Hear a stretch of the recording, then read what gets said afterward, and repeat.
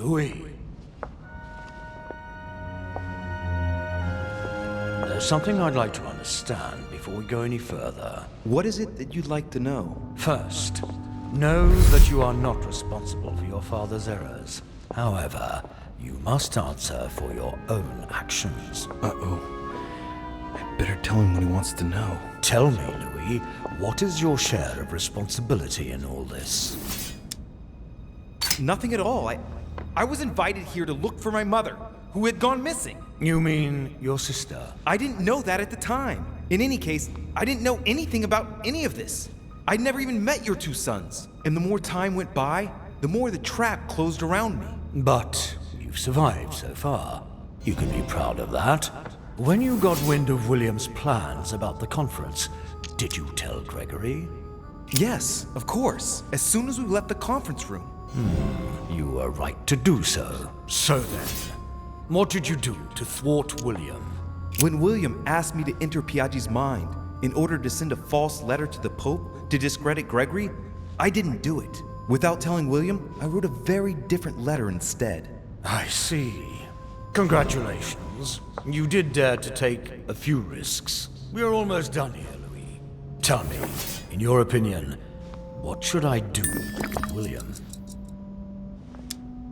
I know what he wants to hear. According to the family rules, we're not allowed to kill a family member. I congratulate you, Louis. You have understood. I believe you have earned a place in our family. I cannot wait to introduce you to the others. But first of all, William must pay for everything he has done. Let's go, now. It's time to get this over and done with.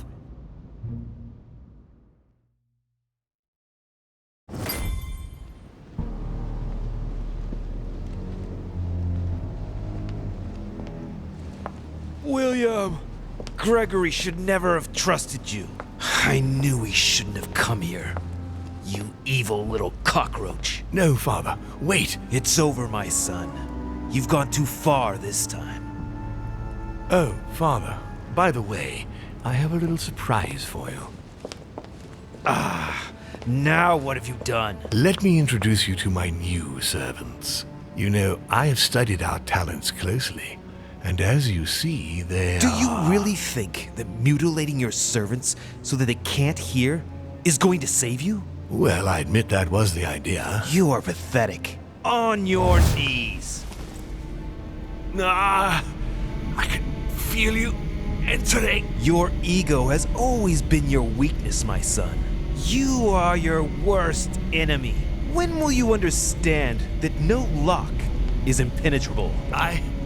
No! If you're the only one who can master them, all I need to do is master you. Stop! No! You gambled. You lost. Look, Louis. Look at him. You broke the most important of our family rules, William. The one that gives meaning to all the others. Thou shalt not kill. Never, ever kill a member of our family. What's going to happen to him? He will be buried alive. But don't worry about that. It is over. Everything that belonged to him is yours now. And I am proud to welcome you among us. Thank you. You deserve to join us, Louis. You have great potential and many things to learn. Come to me. I'm coming.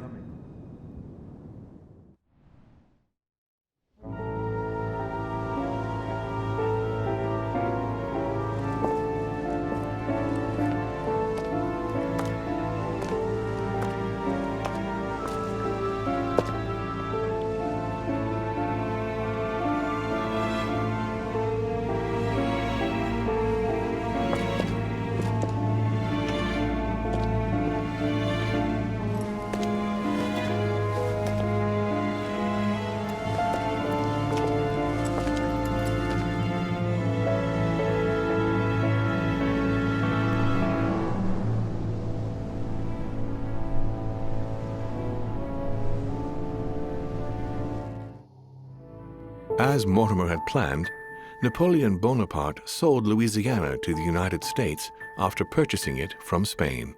Bonaparte continued his political and military ascension until he proclaimed himself emperor.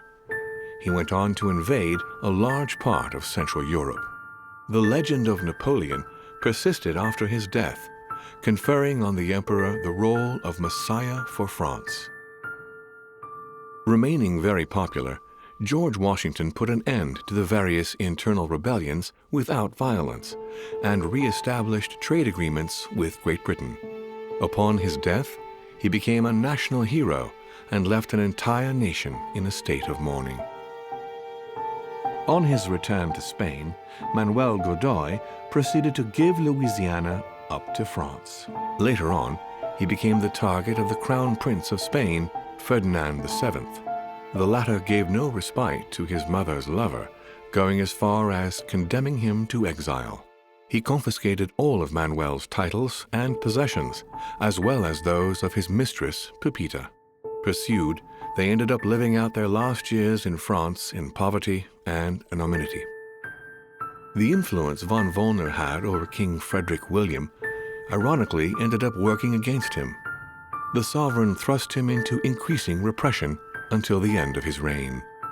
Von Wollner became the object of the people's hatred, was therefore stripped of his titles and land by the new king, and died in poverty to general indifference in the Prussian countryside. The Duchess, through her close ties with the crown, made it possible for Great Britain to build closer links with the United States on both the diplomatic and commercial fronts. She became inseparable from Marchioness Cunningham, reputed for being the most influential mistress of King George IV of England, and whom she inducted into the Golden Order. His Eminence was obliged to justify himself on his return from the British Isles over the letter he had sent to His Holiness. Unable to say more about the superior dark forces that he had spoken of, his mental health was brought into question. He was consequently withdrawn from papal state power, and it became preferable to speak politely about a faraway retreat when referring to his anonymous confinement in an asylum of Rome.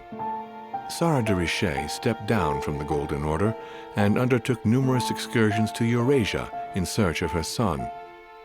She reportedly lived out her last moments in a yurt on the way back from the Verkhoyansk mountain range. She died ranting and raving about needing a new body. On his return from Paris, Peyroux resigned from his posting as judge at the revolutionary courts. He withdrew to the south of France with his daughter until his death. No more was ever heard of Lord William Mortimer. His sudden disappearance was the subject of conversations in the European courts, but only for a few months.